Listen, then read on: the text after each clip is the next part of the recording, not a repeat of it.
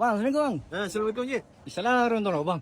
Lama tak bertemu nasi Ya, kandar lama bang. nampak je. Rindu abang. InsyaAllah. Apa yang ni je? Nasi kandar RM6 tu bang. RM6. RM6 Ada bang. lagi. Ada Boleh, bang, kita boleh, bang. ayam dengan ikan. Ikan ya? Bagi ayam bang. Ayam. Okey. Ayam bang. Kau campur je? Kuah campur boleh bang. Ayam peha boleh bang. Oh, boleh. Ya bang Cantik je Plastik lah. Sekejap je, Favorite kau bang. Okey. Sekejap je. Baik Okey. bang. Masya Allah. Okey, sekejap. Apa je bang?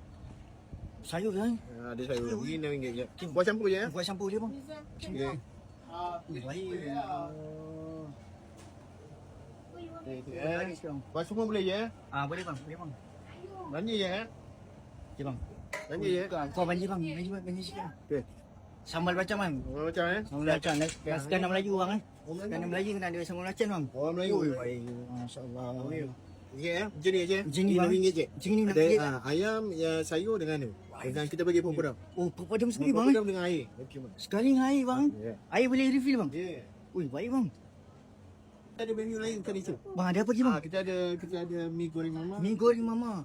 Kita ada kuih tiaw goreng. Kuih tiaw goreng. Lepas tu Ini apa? sosej, Ini capati dengan telur. Sosej, telur capati. goyang dengan roti. roti bakar. telur goyang bang Telur goyang dengan roti bakar. Pagi-pagi bang dah dapat Daripada pagi sampai petang. Dari Lapan pukul berapa, pagi, 8 pagi sampai 4 petang. 8 pagi sampai 4 petang. Ah. Kat mana ni bang? Kita dekat Medan Selera Taman Siti Wangsa. Tingkat atas. Tingkat.